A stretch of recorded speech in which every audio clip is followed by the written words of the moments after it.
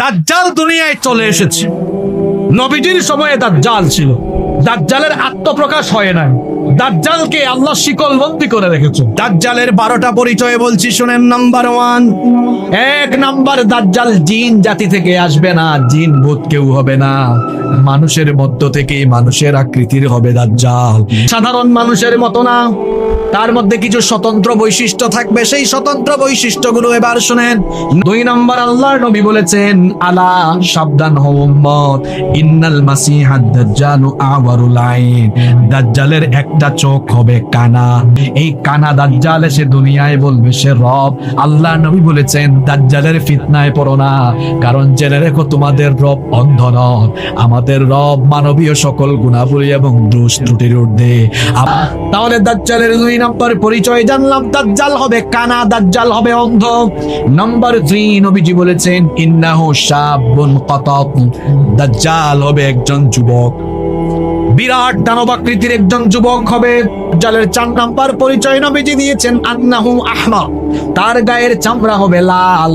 অন্য রেওয়ায়াতে এসেছে শুভ্র সাদা চামড়ার অধিকারী হবে। নাম্বার 5 নাম্বার হচ্ছে আন্নাহু জাদুশ শার, মাথার চুল হবে অস্বাভাবিক রকমের কোকড়ানো, তার চুল হবে, আল্লাহর নবী বলেছেন, জাদুশ শার, অস্বাভাবিক কোকড়ানো চুল হবে।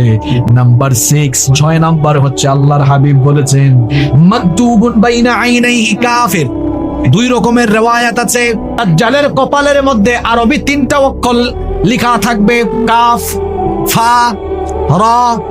কোন হাদিসে এসেছে সরাসরি কাফির লেখা থাকবে।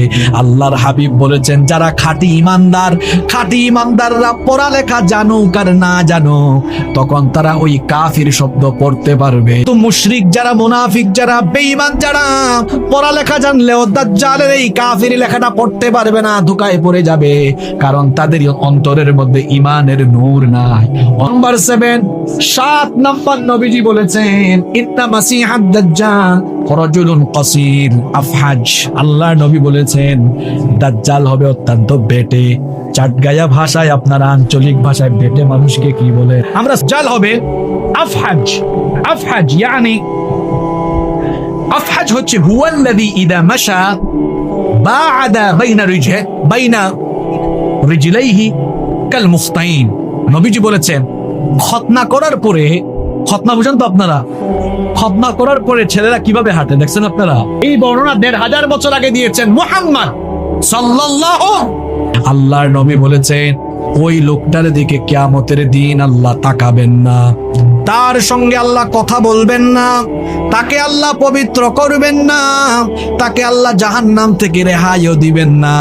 সাহাবীরা বললেন, ওগো আল্লাহর নবী, আপনি কার কথা বলছেন? নবীজি বললেন, আমার যে উম্মত টাকনুর নিচে কাপড় ঝোলাইয়া হাঁটে। আল্লাহর রাসূলকে ভালোবাসো, আল্লাহর রাসূলকে অনুসরণ করো। নবীজিকে অনুসরণ করা, ভালোবাসার মধ্যেই আল্লাহর রহমত আছে, আল্লাহর জান্নাত আছে না নাই? নাম্বার 8, দাজ্জালের 8 নাম্বার পরিচয় হলো, আল্লাহর নবী বলেছেন, ইন্না মাসিহাদ দাজ্জাল লা ইউলাদু লাহু, দাজ্জালের কোনো সন্তানাদি থাকবে না, দাজ্জাল হবে নির্বংশ, তার কোনো সন্তানাদি দুনিয়ায় থাকবে।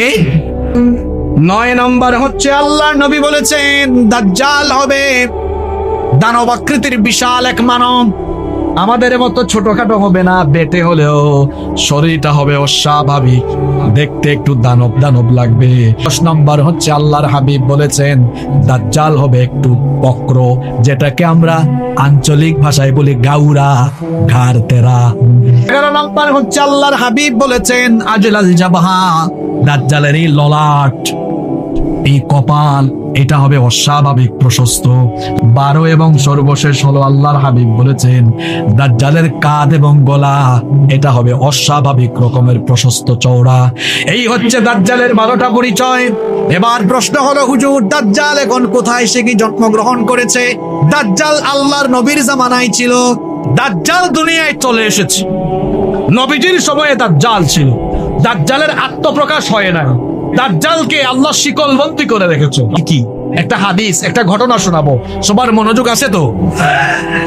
এই হাদিসের বর্ণনাকারী একজন মহিলা সাহাবী, তার নাম হচ্ছে ফাতিমা বিনতে কাইস। রাদিয়াল্লাহু আনহা, তিনি বলছেন ফজরের আজান হয়ে গেল, ফজরের আজানের ধ্বনিতে আমার ঘুম ভাঙলো, আমি ওযু করলাম, ওযু করে আমি আল্লাহর নবীর ইমামতিতে নামাজ আদায়ের জন্য নবীজির মসজিদে গেলাম। সুবহান। পুরুষদের কাতারের পরে হচ্ছে নারীদের কাতার, আর নারীদের কাতারে সামনের কাতারেই আমি সেদিন নামাজে দাঁড়ালাম। আল্লাহর নবী নামাজের ইমামতি করলেন, সালাম ফিরাইয়া বললেন, কে উঠবা না, তোমাদের সাথে কথা আছে। আল্লাহর নবী সবাইকে বসাইয়া দিলেন। আল্লাহর নবী এবার মিম্বরে আরোহণ করলেন, আর উদ্দেশ্যে বললেন, সাহাবীরা শোনো শোনো, তামিমদারি এতদিন খ্রিস্টান ছিল, তামিমদারি আমার কাছে এসে ইসলাম গ্রহণ করেছে, আর তামিমদারি আমাকে এমন একটা ঘটনা শুনিয়েছে, যেই ঘটনা আমি যা তোমাদেরকে বলবো তার সাথে প্রায় সাদৃশ্যপূর্ণ। এই জন্য সেই ঘটনাটি আমি তোমাদেরকে শোনায়া তোমাদেরকে আমি সতর্ক করতে চাই। তামিমদারি ইসলাম গ্রহণ করেছে, আমাকে সে বলেছে লাখাম এবং জুজাম গোত্রের 30 জনের সাথে সে নৌ ভ্রমণে গিয়েছে। তারা 30 জন যখন নৌ ভ্রমণে গিয়েছে, তারা একটি জাহাজে আরোহণ করলো। সামুদ্রিক ঝড়ের কবলে পড়ে যাওয়ার কারণে সাগরের উত্তাল তরঙ্গমালায় তাদের জাহাজ হেলে দুলে এই দুর্যোগে তারা 1 মাস ব্যাপী সাগরের মধ্যে হারিয়ে গেলেন। 1 মাস পরে সাগরের কোচিন দ্বীপে সন্ধ্যার ঠিক আগ মুহূর্তে তাদের জাহাজ গিয়ে সেখানে অবতরণ করলো। ভয়ঙ্কর রকমের প্রাণী তারা দেখলেন। ওই প্রাণীর এত বেশি লোম ছিল, লোম দিয়ে তার পুরো শরীর ঢাকা থাকার কারণে কোনটা তার শরীরের সামনের ভাগ, কোনটা তার পিছনের ভাগ সেটা বোঝা যাচ্ছিল না। তারা ভয় পেয়ে গিয়েছিল। জিজ্ঞেস করলো, মান আনতা, তুমি কে? সে তখন বলল, আনাল জাসসাসা, আমি হচ্ছি গুপ্তচর, গোয়েন্দা। তারা জিজ্ঞেস করলেন, তুমি কার গোয়েন্দা? সে তখন বলল, আমি কার গোয়েন্দা কিছুক্ষণ পর টের পাবা। তারা এবার সামনে আগাতে লাগলেন। যেতে যেতে যেতে যেতে ওই ঘরের মধ্যে তারা ঢুকলেন। ঘরের মধ্যে ঢোকার পরে দেখলেন এক বিরাট দানব আকৃতির লোক, তার হাত, এই হাত থেকে একেবারে কাঁধ পর্যন্ত 2টা হাত শিকল দিয়ে বাঁধা, জিঞ্জির দিয়ে বাঁধা, একটা চোখ কানা, চুলগুলো কোকড়ানো, ললাট অনেক প্রশস্ত, বিরাট দানব আকৃতির এই মানুষ। তাকে দেখে তারা ভয় পেয়ে গেলেন। বললেন, আপনি এখানে কি, আর আপনাকে এত ভয়ঙ্কর লাগছে কেন? তারা কিছুটা ভয় পেয়ে গেলেন। ওই বিরাট দানব আকৃতির লোকটা বলল, আমি কে, আমার পরিচয় তোমরা পরে জানবা, আগে তোমরা বলো তোমরা কারা, এখানে কিভাবে আসলে? তারা তখন বললেন, আমরা হচ্ছি আরবের লোক।